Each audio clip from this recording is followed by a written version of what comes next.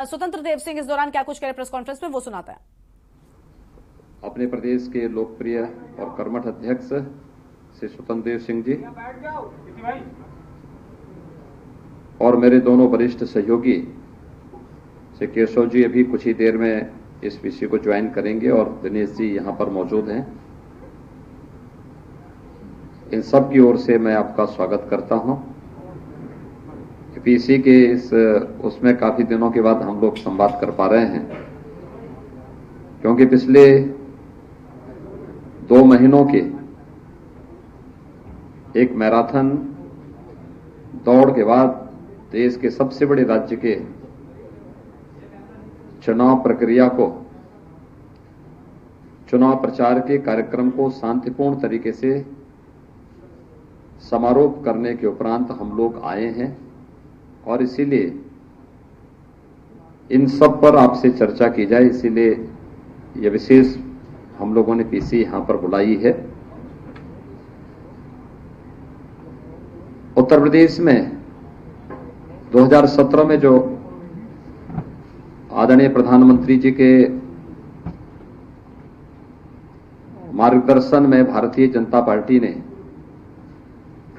उस समय के राष्ट्रीय अध्यक्ष माननीय श्री अमित शाह जी के नेतृत्व में जो लोक कल्याण संकल्प पत्र जारी किया था, उसमें प्रदेश को दंगा मुक्त, भय मुक्त और एक सुरक्षित प्रदेश बनाने की जो बात की थी, विगत 5 वर्षों के दौरान उस पर हुए प्रभावी क्रियान्वयन का परिणाम शांतिपूर्ण तरीके से देश के सबसे बड़े राज्य का विधानसभा का चुनाव 6 चरणों का व्यतीत हो चुका है। 7वें चरण के प्रचार का कार्य अब कुछ ही देर में समाप्त होने वाला है और परसों 7 मार्च को 7वें चरण का मतदान भी होगा। आप देखेंगे, अगर इसकी तुलना 2017, 2014, 2012 या 2007 के विधानसभा चुनाव या 2009 के लोकसभा चुनाव से अगर आप करेंगे तो उस दौरान जो व्यापक हिंसा होती थी, अराजकता का तांडव देखने को मिलता था, उससे इतर शांतिपूर्ण तरीके से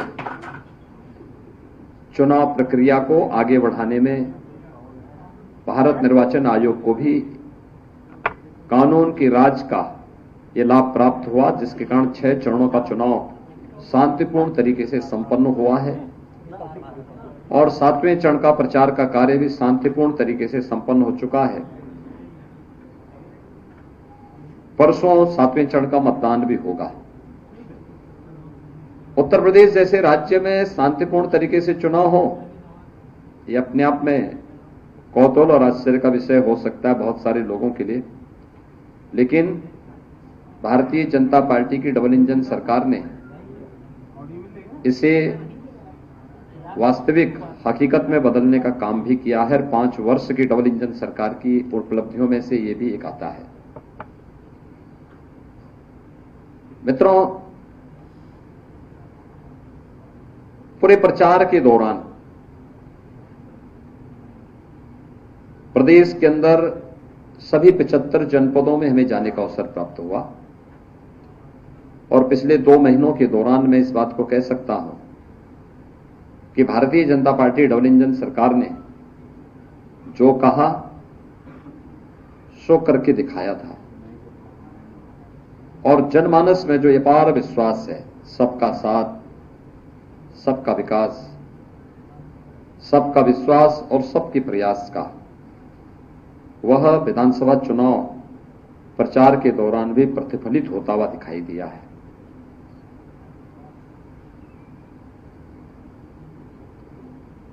यह सच है कि 2014 से पहले प्रदेश की राजनीति को भी और देश की राजनीति को भी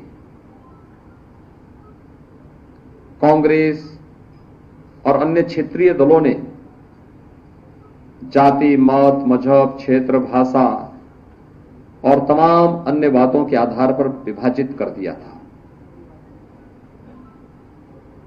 और इस उधेड़बुन में मूल बिंदुओं पर ध्यान नहीं जा पाता था। ये पहली बार देखने को मिला है जब 2014 में प्रधानमंत्री मोदी जी के नेतृत्व में इलेक्शन लड़े गए और भारत के सामान्य निर्वाचन के लिए उस समय इलेक्शन के एजेंडे को जो धार उन्होंने दी थी, लोकसभा चुनाव के पहले प्रधानमंत्री जी ने नारा दिया था सबका साथ और सबके विकास का। लोगों को लगता था कि ये वास्तव में क्या है, लेकिन जब 2014 में सरकार बनी और सरकार ने अपने बिंदुओं को फोकस किया, देश की आंतरिक और बाह्य सुरक्षा को लेकर, देश की आस्था के सम्मान को लेकर, देश की इंफ्रास्ट्रक्चर डेवलपमेंट को लेकर के और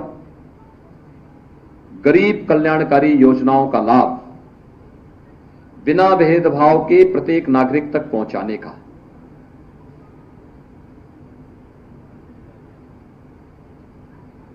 देश का एजेंडा बदला है मोदी जी ने। जो जाति, मत, मजहब, क्षेत्र, भाषा और परिवार तक सीमित था, वह प्रधानमंत्री मोदी जी ने गांव, गरीब, किसान, नौजवान, महिलाएं और समाज के उन सभी उपेक्षित, दबे कुचले तबकों तक पहुंचाने का काम किया जो आजादी के बाद शासन की योजनाओं से वंचित थे, जो विकास की प्रक्रिया में पिछड़ गए थे और जिन्हें सरकार के सहयोग और सहारे की आवश्यकता थी। उन सबको ये संबल देने का काम प्रधानमंत्री मोदी जी के नेतृत्व में हुआ। आज उसका परिणाम भी देखने को मिला। ये सच है, 2014 से 2017 के बीच, मार्च 17 के बीच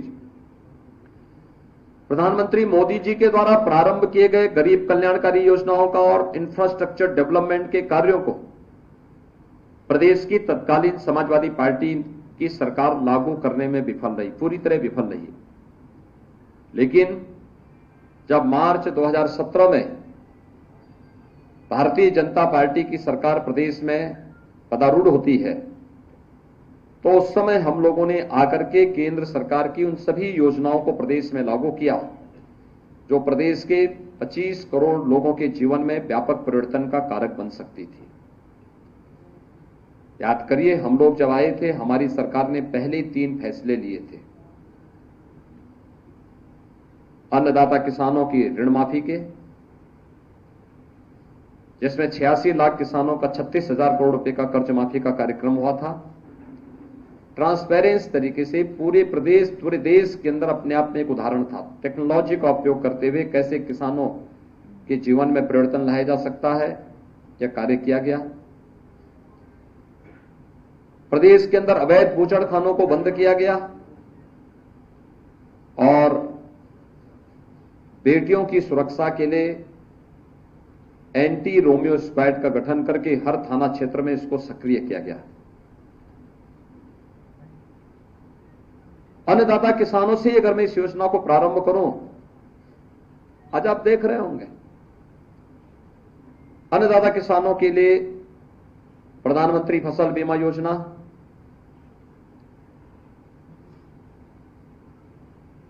एमएसपी की घोषणा 1967 में हुई, लेकिन वास्तविक रूप से अन्नदाता किसानों को उनकी उपज का 1.5 गुना दाम मिल जाए, यह प्रधानमंत्री मोदी जी ने 2017-18 में लागू कराया। उत्तर प्रदेश में प्रोक्यूरमेंट की पॉलिसी भारतीय जनता पार्टी की डबल इंजन सरकार लेके आई। किसान की उपज को खरीदने के लिए कोई बिचौलिया नहीं होगा, कोई आड़ती नहीं होगा, किसान को उसकी उपज का दाम सीधे मिले, यह भी भारतीय जनता पार्टी की डबल इंजन सरकार ने किया। किसान को अपनी फसल को और कई बहुत फसल अपने खेत में उगा सके, इसके लिए प्रधानमंत्री कृषि सिंचाई योजना का उपयोग किया गया।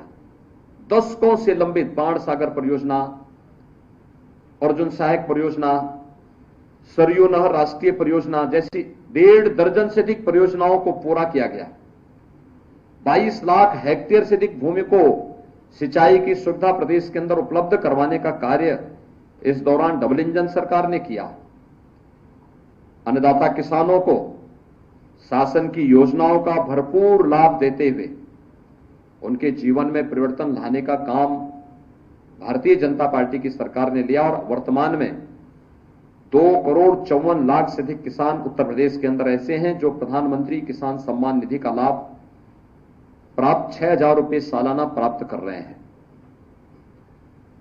मित्रों, गन्ना किसानों का 1,62,600 करोड़ रुपए से अधिक का गन्ना मूल्य का भुगतान मात्र 5 वर्ष के अंदर भारतीय जनता पार्टी की डबल इंजन सरकार ने किया है।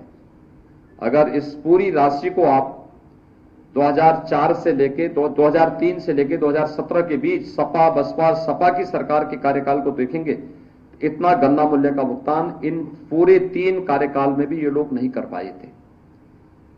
कोरोना कालखंड में भी कोई चीनी मिल बंद नहीं हुई, सभी चीनी मिलें अपना काम करती रही, चलती रही, और जब तक गन्ना किसान के खेत में गन्ना है तब तक चीनी मिलें चलेंगी। उस संकल्प को सरकार ने लागू भी किया। मित्रों, अन्नदाता किसान वह किसान भी है, पशुपालक भी है। अवैध बूचड़खाने उनके सामने चुनौती थी। हमने आने के तत्काल बाद 2017 में अवैध बूचड़खाने बंद किए।